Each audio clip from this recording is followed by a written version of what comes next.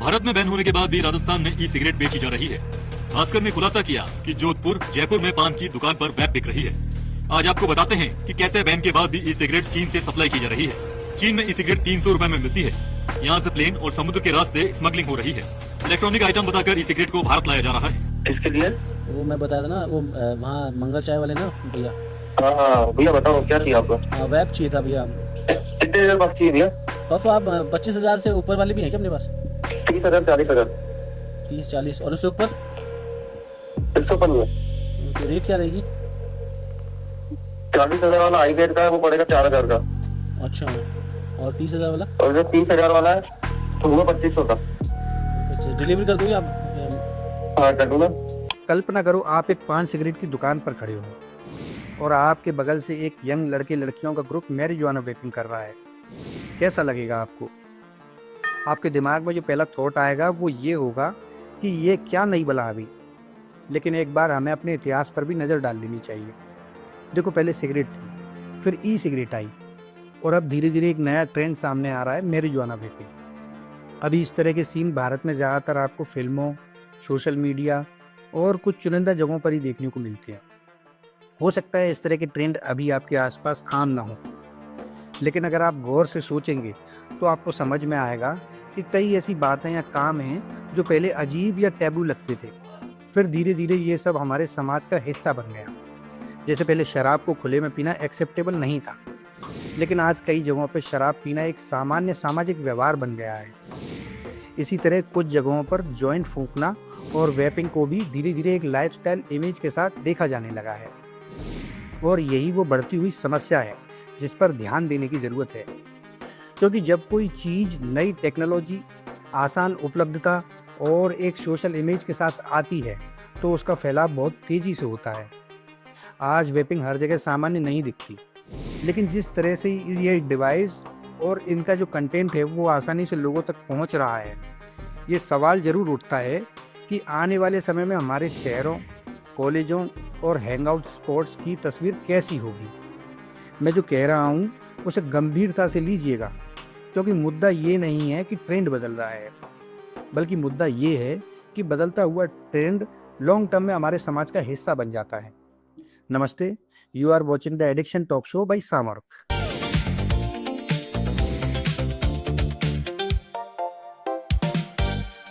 आखिर क्यों ट्रेंडिंग हो रहा है वेपिंग कल्चर ऑफ मैरिजुआना?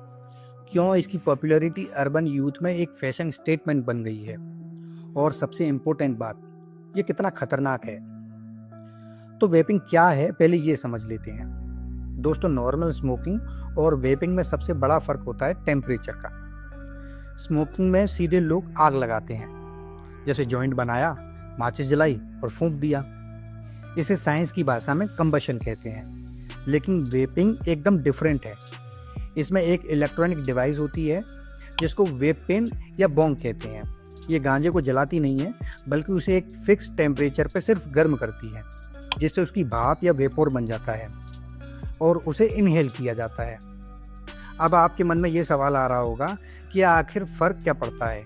इससे पीना तो गांजा ही है, कैसे भी पी लो। लेकिन असली खेल यहीं पर होता है। असल में वेपिंग इंसान को बहुत तेज़ी से और बहुत तगड़ा हिट करती है, क्योंकि वेप की भाप में THC यानी वो केमिकल जो नशा देता है वो बहुत ज़्यादा प्योर फॉर्म में होता है।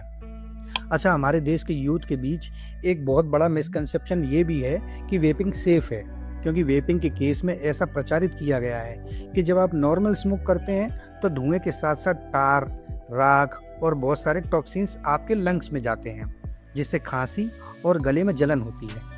लेकिन वेपिंग में धुआं नहीं, सिर्फ भाप है, इसीलिए इसे फेफड़ों के लिए कम नुकसानदेह माना जाता है।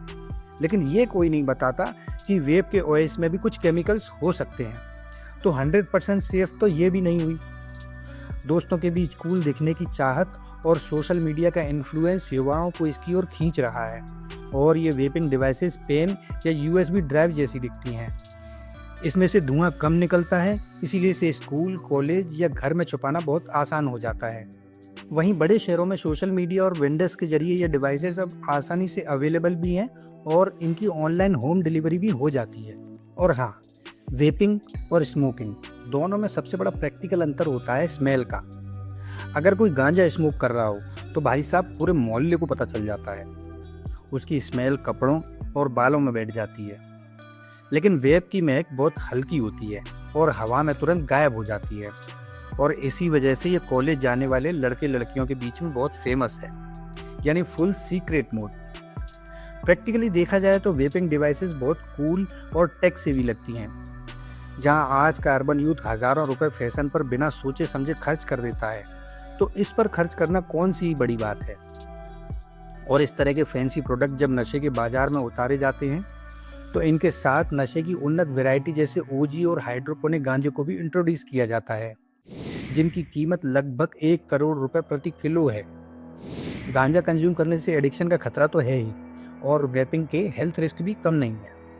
वेपिंग करने से लंग्स में सूजन आ जाती है, क्योंकि वेपिंग में एक केमिकल होता है विटामिन ई एसिटेट, जो फेफड़ों के ऊतकों को बहुत ज़्यादा नुकसान पहुंचाता है, और इस स्थिति को अगर अनदेखा किया जाए तो बात जान पर भी आ सकती है। अच्छा, दिमाग के विकास में गांजे का यूज रुकावट पैदा करता है, जो कि युवाओं में इस बढ़ते हुए ट्रेंड की प्रॉब्लम को और ज़्यादा सीरियस बना देता है। अब आप इस इंस्टा पोस्ट का स्क्रीनशॉट देखिए। ये यूएसए की पोस्ट है। इसमें एक पिता बता रहा है कि उसके बेटे की मौत फेंटानिल लेस्ड मैरिजुआना वेपिंग के कारण हुई। मैंने इस बात की गहराई से जांच पड़ताल की, ये समझने के लिए कि क्या ऐसा हो सकता है, क्योंकि गांजा और फेंटानिल दोनों बहुत ही अलग किस्म के सब्सटेंस हैं। साइंस के हिसाब से प्योर फेंटानिल का बॉइलिंग पॉइंट जो है वो 466 डिग्री सेल्सियस होता है, जबकि सामान्य कैनबिस वेप पेन लगभग 180 से 220 डिग्री सेल्सियस के तापमान पर काम करते हैं। पर रियलिटी में जब फेंटानिल को किसी लिक्विड कैरियर जैसे कि थिनिंग एजेंट, प्रोपिलीन ग्लाइकोल या विटामिन ई एसिटेट इनमें घोला जाता है, तो ये एयरोसोल में बदल सकता है। हीटिंग एलिमेंट आसपास के तरल को भाप में बदल देता है, जिससे इसकी बहुत छोटी छोटी बूंदें सीधे लंग्स में पहुंच जाती हैं। फेंटानिल सांस के जरिए लेने पर डाइजेस्टिव सिस्टम और लिवर से होकर नहीं गुजरता, बल्कि सीधा ब्लड स्ट्रीम में पहुंच जाता है। और यूएसए में ये सब ड्रग डीलर्स इंटेंशनली करवाते हैं, क्योंकि एक बार जो इसके जाल में फंस गया वो जिंदगी भर के लिए उनका पक्का कस्टमर बन जाता है। और ये same process opioid based substance के साथ भी हो सकती है, जिसकी हमारे देश में भी कोई कमी नहीं है। तो सोचिए, अगर यहाँ के डीलर्स यही फॉर्मूला अपना लें, तो एक fashion statement life long addiction में तब्दील हो जाएगा। मज़े की बात यह है कि जब भी कोई स्मैक या हेरोइन का नशा पहली बार करता है, तो वो ज़्यादातर किसी न किसी दोस्त के बहकावे में आकर ही करता है। इसीलिए बहुत हद तक मुमकिन है कि ये फैंसी से दिखने वाले आइटम आने वाले कल में बहुत ख़तरनाक साबित हो सकते हैं, और ओपियोइड एडिक्शन को हर स्कूल कॉलेज के दरवाजे तक ले जा सकते हैं। गांजे का इस्तेमाल भारत में कानूनी रूप से बैन है, और साथ में 2019 में भारत सरकार द्वारा prohibition of electronic cigarette act भी पारित किया गया था, जिसके तहत ई सिगरेट और वेपिंग प्रोडक्ट की खरीद फरोख्त पर कड़ी सजा और जुर्माने का प्रावधान है। तब भी इसको हासिल करना उतना ही आसान है जैसे दुकान से चॉकलेट खरीदना। इसीलिए मेरा आप सबसे अनुरोध है कि अगर आपको कोई इस तरह के प्रोडक्ट बेचता हुआ मिल जाए तो उसे पकड़वाओ और थाने की हवा खिलवाओ। बाकी जिन लोगों को ये लगता है कि वेप करना एक सिर्फ एक कूल शौक है, तो सावधान हो जाइए, क्योंकि ये ना सिर्फ आपकी सेहत के लिए बल्कि आपकी जेब और आज़ादी के लिए भी महंगा पड़ सकता है। अपनी सेहत का ख्याल रखिए और ऐसे इलीगल ट्रेड से दूर रहिए। ये वेपिंग शेपिंग के चक्कर में ना पड़ के ताज़ा हवा खाइए। मस्त रहिए। नमस्कार।